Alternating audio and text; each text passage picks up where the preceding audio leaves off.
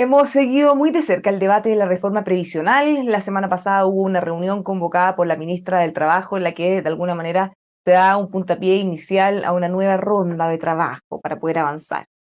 ¿Qué se está discutiendo? ¿Cuáles son los temas en los que podrían eventualmente llegar a acuerdo? Vamos a estar conversando de esto junto a Hugo Cifuentes, profesor de Derecho de Seguridad Social de la Pontificia Universidad Católica, también técnico de la Democracia Cristiana. ¿Cómo está, Hugo? Bienvenido, buenas tardes.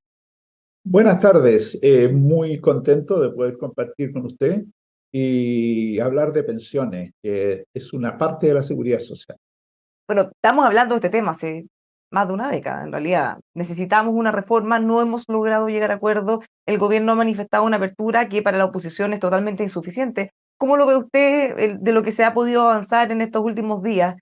¿Ve más espacio, efectivamente, para llegar a un acuerdo?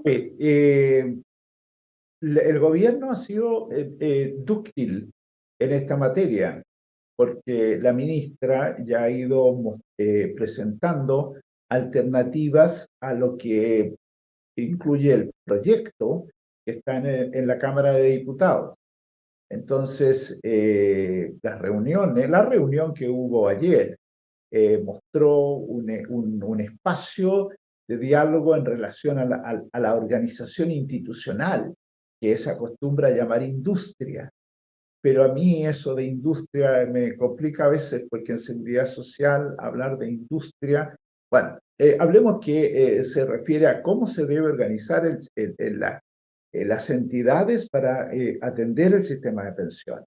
En ese sentido, ¿no es cierto?, el Ejecutivo en el proyecto lo que plantea es dividir, separar las funciones de soporte de la función de inversión. Es una propuesta interesante porque tiene muchas ventajas desde el punto de vista de que se aprovecha la experiencia de lo que son las administradoras en lo que es inversión de recursos. ¿Eh? Serán administradoras las actuales AFP, otras, el espacio está abierto para que se incorporen otras entidades con o sin fines de lucro, según lo que uno escucha y conversa en estas reuniones. Y enseguida la idea es cómo organizar lo que diríamos el vínculo con el afiliado. ¿Cómo se afilia? ¿Cómo se registran sus cotizaciones? ¿Qué las recauda? ¿Cómo se define la derivación para su inversión? Y después, cómo todo eso va a dar por resultado la pensión, el fin que nos mueve, que haya pensiones y que estas pensiones sean mejores. Entonces, en ese sentido, la propuesta del gobierno habla de crear el APA, el Administrador Público de Pensiones, el Administrador Autónomo. Bueno, en ese sentido, eso es crear una entidad pública. Muy bien, yo en eso no tengo, digamos, reservas, pero también uno tiene que estar abierto a otras opciones. Y ayer se estuvo hablando de que por qué no pensar en una fórmula parecida a la de la administradora de fondos de cesantía. No es exactamente las mismas funciones las que podría cumplir una entidad respecto a lo que hoy día hace la AFC, pero es interesante una propuesta en que se licita por un número determinado de años a definir. Hoy día la AFC se licita por 10 años y es el Estado el que llama a terceros privados con o sin fines de lucro que creen una entidad que pueda hacerse cargo de todo lo que es el soporte. Eso creó sus inquietudes tanto en sectores de oposición al gobierno, en el centro político y también en lo que diríamos el oficialismo, algunos sectores del oficialismo. Bueno, hay que seguirlo conversando, ¿no? Se han hecho tantas comisiones, tanta investigación, tanto estudio, que cuánto más queda por estudiar, porque ya están puestas sobre la mesa todas las alternativas, no será hora de ir avanzando. Y el proyecto del gobierno desde ese punto de vista es muy complejo porque busca cambiar demasiadas cosas y quizá por eso se han ido entrampando, porque en la opinión pública todos hablamos del 6%, los 6 puntos, dónde se van, cómo se reparten, pero esto es mucho más que solo eso, es cómo se va a administrar, cómo se van a crear nuevas entidades y ya no tendríamos solo una AFP o eventualmente otra organización, sino que varias conviviendo. ¿Cómo hacemos que eso no tenga un costo adicional? Porque una cosa es lo que se diga y otra cosa es lo que el papel y las cifras resistan. Bueno, de eso se habló. ¿Por qué se quiere reorganizar toda la institucionalidad? Si lo miramos desde el punto de vista de los costos, que no es mi especialidad, porque yo soy abogado, lo que se discutió ayer es dónde está la economía que se traduce en menos costos para el afiliado. O sea, el afiliado hoy día paga una comisión promedio sobre el 1%. Entonces, una reorganización le va a disminuir ese costo y en cuánto. Ese es un punto importante. Y el otro, que existe una economía asociada a lo que acabo de decir, una economía de gastos en cuanto usted separa y ingresan nuevos actores. Si hay nuevos actores administrando las inversiones, va a tener usted se espera mayores rentabilidades. Eso es mejor pensión y es menos costos directos para el afiliado. Por un lado. Pero el otro, y el que más me importa a mí, es que hay una mayor legitimación de la industria, de lo que se llama industria, la institucionalidad. Porque usted ha oído las encuestas. Las encuestas, las personas dicen, la plata es mía, no me la toquen, pero no están muy satisfechas con las AFP, que lo hacen bien en lo que es de inversión. Pero ¿por qué hay una queja respecto a la AFP? Tiene que ver con el nivel de pensión. Sí, pero quienes saben que eso no tiene que ver solo con la FP o con su manejo, sino con miles de cosas, con las lagunas, con lo poco que cotizamos, entre muchos factores. Entonces, quizá si hay un problema de legitimidad o hay un problema que la gente, o mucha gente con toda razón puede decir, bueno, yo no quiero que haya un privado que lucre con mis cotizaciones, por ejemplo. ¿Por qué no crear una alternativa estatal en vez de crear tantas distintas que tengan que ir pasando un proceso? No, ¿por qué no una FP estatal, por ejemplo? O que eventualmente pueda ingresar otro tipo de empresas cooperativas, está evaluado en algún momento, a Exactamente. cumplir el mismo rol, y ahí sí dan la legitimidad de que alguien realmente pueda elegir. Por supuesto. Entonces, para que intervengan entidades como, por ejemplo, las cooperativas que usted cita, y perfecto, y por qué no otras entidades sin fines de lucro pudieran crear inversores de recursos de pensiones, de cotizaciones, ¿por qué no? Hoy día, la concentración que existe en las AFP existentes y los requisitos que hay dificultan el ingreso de otros. Entonces, si se separa la industria, es más posible esa incorporación, porque lo que nos debe importar es que el afiliado tenga menos costos y que haya mejores pensiones al final. Y ya enseguida, ya ahí sí hago una mirada desde la seguridad social. La seguridad social, en Chile tenemos distribuido en 3 pilares, ¿no es cierto? El pilar básico, que es la PGU, de la que se podría hablar también, pero dejémosla un momento afuera. Y tenemos el pilar 2, que es el contributivo. En este estamos. En este es donde tenemos que introducir fuertes regulaciones nuevas que permitan que se incorporen otros actores, que se mantenga la libertad de elección, pero una libertad de elección en que la persona efectivamente haga opciones y no se deje guiar por desconocimiento que todos tenemos de cómo se mueven las finanzas. Entonces, ¿hasta dónde mucha libertad afecta mi inversión en tanto yo no estoy preparado para? No se trata de ponerle cortapisas al afiliado para tomar decisiones, no. Pero ¿cómo hacemos para que tome adecuadas decisiones respecto de puntos que son centrales? Por ejemplo, que defina dónde se invierten sus cotizaciones. Unas y otras, ¿ya? No estamos hablando del 6% todavía, ese es otro punto. ¿Dónde se invierte su 10%, 10,5%, como llegar a ser? Esos son puntos en que tiene que haber libertad de opción. La persona elija, pero adecuadamente informada. Y haya mire, falta una cercanía entre la entidad que gestiona y la persona. Entonces, cuando la AFP asume todo, hay quizás una pérdida de espacios para que ingresen otros y además una cierta lejanía entre la relación entre el afiliado y la entidad gestora. Entonces, Eso es lo que se quiere reordenar, si cabe. Ahora, el punto es que eso te repercuta en mejores pensiones, no solo un Sí, tema pues, administrativo.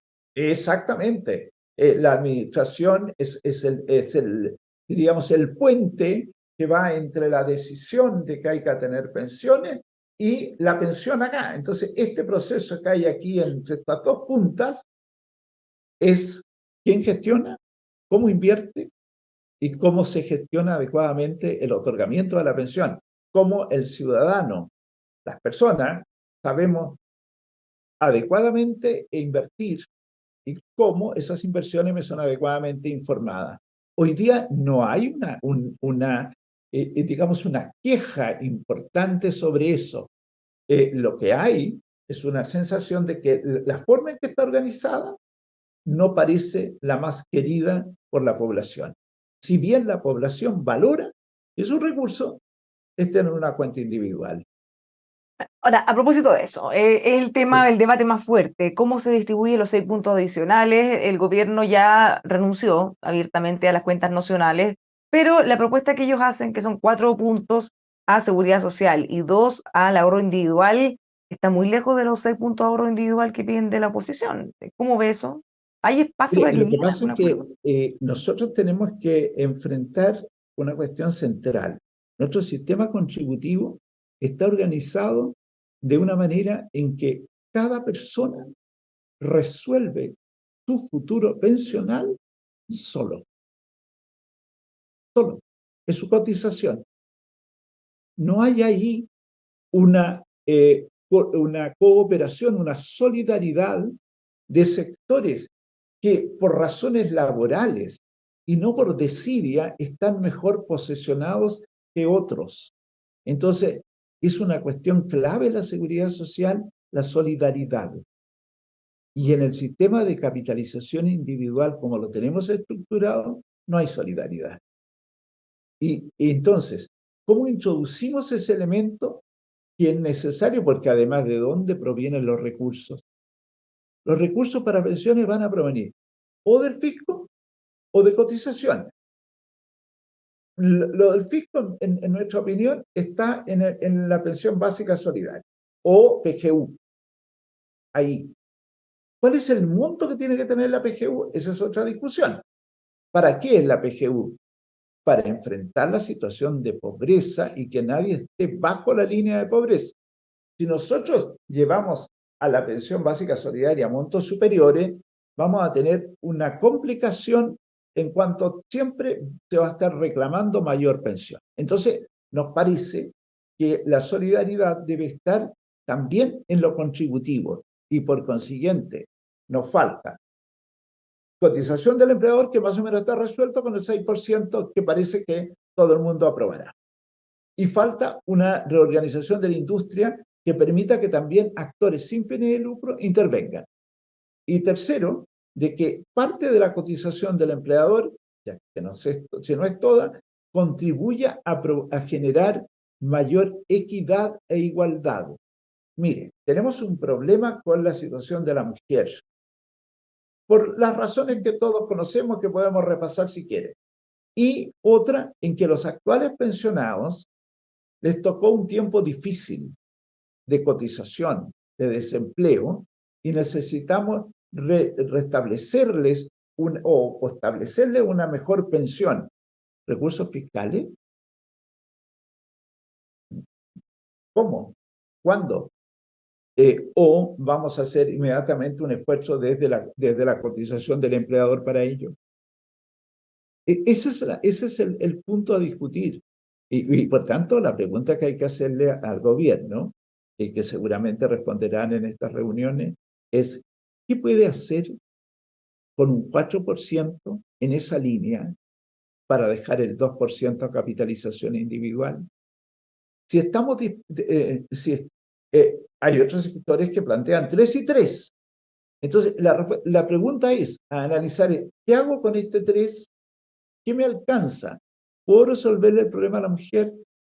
Porque la oposición y el gobierno, bajo la administración del presidente Piñera, había llegado a un acuerdo de Pero no 3. teníamos PGU en ese minuto. Sí, no teníamos PGU, teníamos pensión básica solidaria. Claro, pero Y la la pensión PGU básica es más solidaria, alta y con más cobertura. sí, de acuerdo, Cambia el escenario. no, de acuerdo. Pero ocurre entonces es que nosotros pasamos del 60 al 90% de población cubierta de más de 65 años con incremento del monto.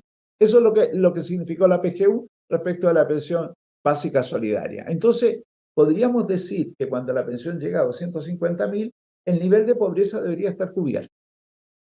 Entonces, la cuestión es más arriba, ¿qué pasa con la clase media? Que es, eh, eh, ¿quién es clase media? Vamos a tener, digamos, un rango muy grande de niveles de ingreso en la clase media. Entonces, ¿cómo le generamos a ese sector una mejor posición en la pensión, que hoy día les resulta muy baja? ¿Se fijan? Y para eso tiene que ser la parte solidaria del 6%. Claro, es que desde la oposición insisten en que tiene que ser vía PGU, vía impuestos generales, y no crear un impuesto del trabajo respecto a las cotizaciones de los trabajadores.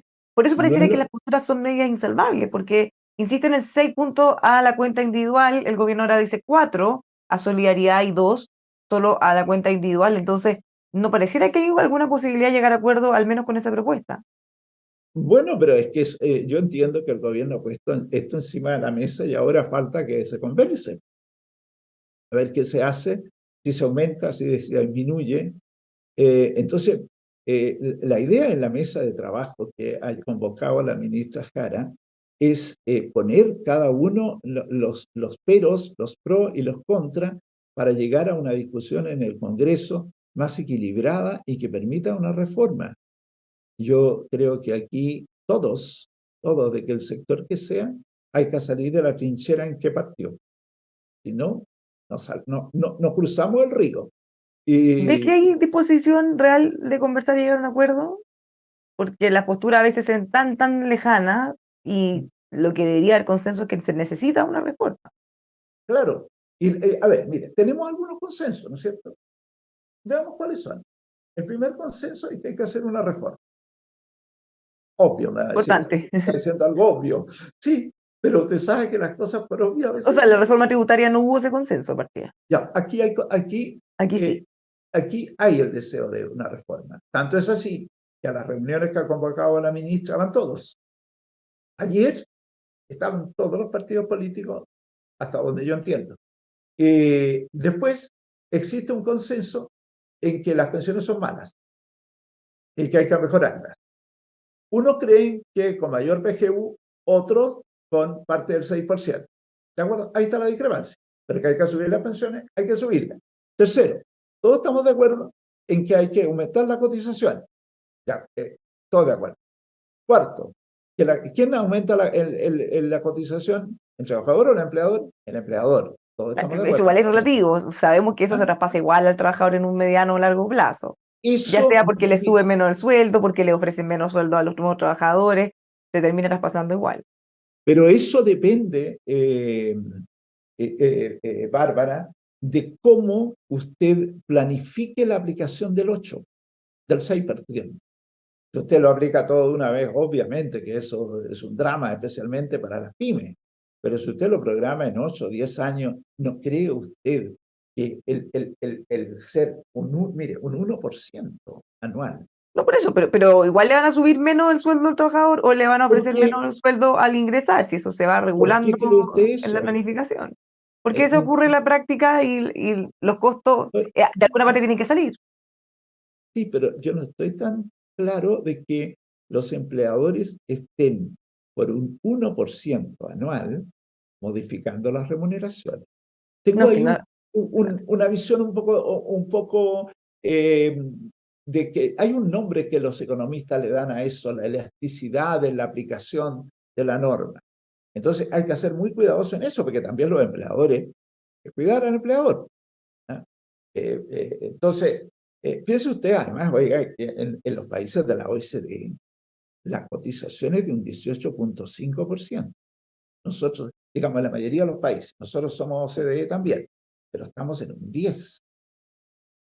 Sí. Y además las reglas de la OIT nos dicen que la mayoría de la cotización es del empleador.